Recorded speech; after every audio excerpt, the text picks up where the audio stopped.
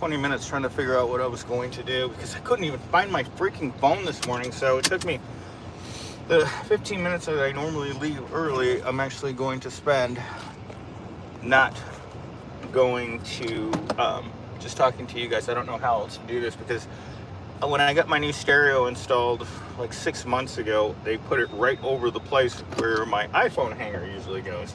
So normally I would have it right here, and today I can't have it right there. So I guess we're just gonna go with this like this. I don't know if it's gonna shut it off. It's not gonna detect any movement. I've noticed that software is designed to shut off if it doesn't detect any movement for some reason. Like, it can only work in that way. But when you're doing a live stream, you can't really hold up the phone unless you have it in one of those little thingies, one of those phone holder things. And I just don't have the space for it because the screen's too big for the stereo. So anyhow, I'll just like lift it up occasionally and we'll go with that. So I had a lot of bad ideas last night, right? I went to bed in a really bad mood. I thought about that lady that lost her job right before Christmas and the whole deal. And I was going to make a video about this last night, but I got home and I just wasn't feeling it. That's why I have to make videos during the weekend during the week, because I'm going to get home and I'm going to feel like absolute crap. Yesterday I had to deal with 2 freaking customers that just wouldn't go away. No matter how much you tell them to leave you alone, they just won't. And it's not their fault. It's like they look at you and it's like, well, where's my stuff? And I'm like, I don't know. You know, if you give me a place that you want to go pick it up and then you're not there, and then you're going to make it my fault because I did my job, then I don't know what to tell you. So, yeah, so I am not certain how that's going to end up, if it's going to be considered rude, because I had no interest in helping them whatsoever, because, you know, once it leaves my area, that's it. You're done. And so I've had a lot of those stupid problems this week where you're just like, okay, what do you want me to do with this?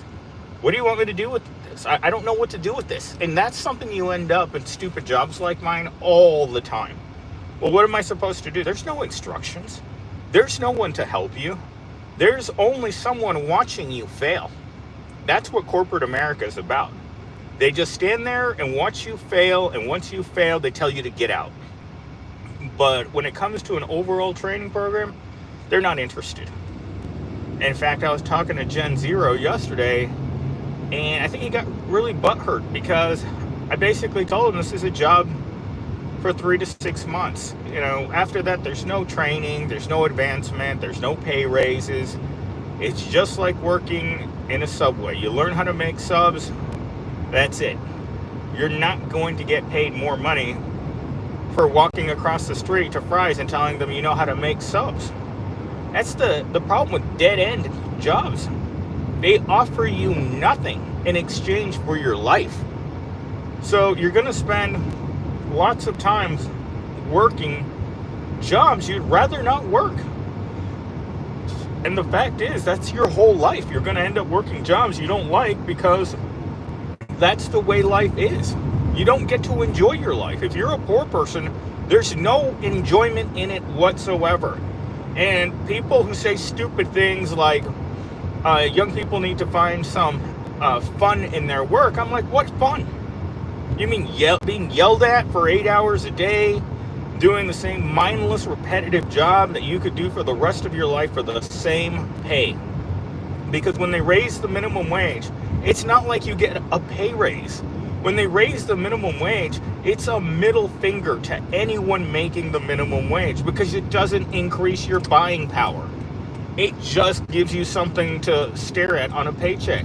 Your buying power is garbage in today's market. And when employers look at all their demoralized employees, it's like, well, why are all the workers looking sad? Why do all the workers come in and give 0 F's about their jobs? Why are all the workers disconnected? Why are all the workers angry that there's a return to work mandate? Because all you do is piss them off with the crappy wages, horrible conditions, and you're setting them up constantly to fail. That's actually something I heard yesterday, is that they make your job as uncomfortable as humanly possible in order to get rid of you. Because the last thing they want to do is have to pay unemployment benefits. So they'd rather make you miserable or keep tripping you up in order to fire you based on a point system per se. So they're looking to replace you because they don't want to raise your wages. They want to bring in the next entry-level loser into that job that's desperate enough to take that job at what little pay they offer. They know what they're offering is below market value, but guess what? Limited wages. And every place is like that. Once they realize that you're not going to be the superstar minimum wage worker that they were looking for, suddenly you find yourself in an unbearable situation where the pay is not enough to keep you alive. And as I told my Gen Z yesterday, it's like, dude, this is not going to be a fabulous job. Like in the beginning when he started working there, I told him, it's like, this is a job. If you're looking for a career, you're gonna have to go somewhere else. And frankly, I don't know where you go to find a career, because I've worked crap job after crap job my whole life, and you get fired and you go start somewhere else. If you're not at the smoke shop, you're at this building over here, which has been condemned for years. It used to be a Cox building, but this area is rough. And there's what else is there? Look around. If you don't have a car right now and you needed to find a job, where can you walk to get a job?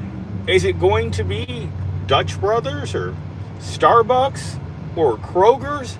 I mean, I look at how much training you have to just to work at a Starbucks for minimum wage. Or you're working right up here at Chick-fil-A or McDonald's right next door. Can you imagine the owner of that McDonald's, the second he saw that Chick-fil-A, the construction sign for that Chick-fil-A about 3 months ago, you know what he knew? His duck was cooked, or his goose was cooked. I'm not sure how much we eat a lot of goose, but it's the second this owner of this McDonald's saw the fact that there's going to be a Chick-fil-A right next door. And guess what happened? The second this Chick-fil-A moved in, all the workers at McDonald's are going to lose their jobs. Very much so in the same way that they shut down this, what the hell is that? Oh my God, this car in front of me, I wish I could have shown you guys this. This vehicle in front of me jumped onto the sidewalk and then jumped off of it. Holy crap. Dang, if I try to do that in my little car, I'd be high-centered right there right now. I'd have two tires on and the bottom of my car would be stuck. Man, you see people do some crazy stuff.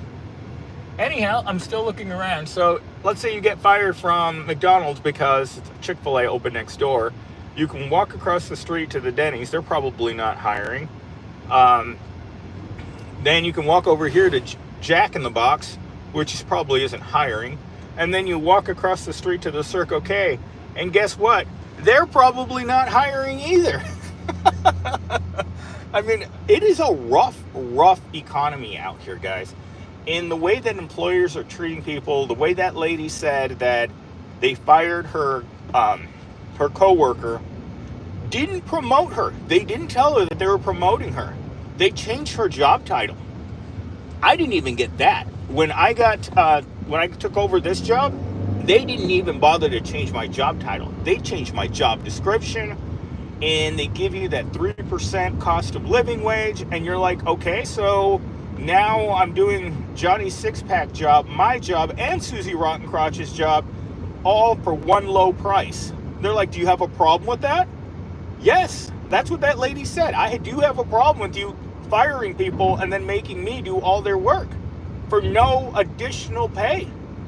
And the second that they didn't like her attitude, they come back 5 minutes later. Guess what, lady? We don't like your attitude. We'll find someone else who will do your job, Susie Rottencrotch's job, and Johnny's six-pack. And they're going to do it with a smile while we exploit them, because that smile is the biggest part of employment that they see. If you're showing up at work with a bad attitude because you're overworked, stressed out, and you're humiliated by what you're doing, they don't care. They'll replace you regardless, because it's just easier for them. They don't want someone showing up to work and not doing the kind of work that they want. They want someone showing up at work that wants to be there, that loves exploitation, that doesn't care that at the end of the day they're making the exact same amount of money. That's who they want. And if that's not you, guess what? They've already terminated you.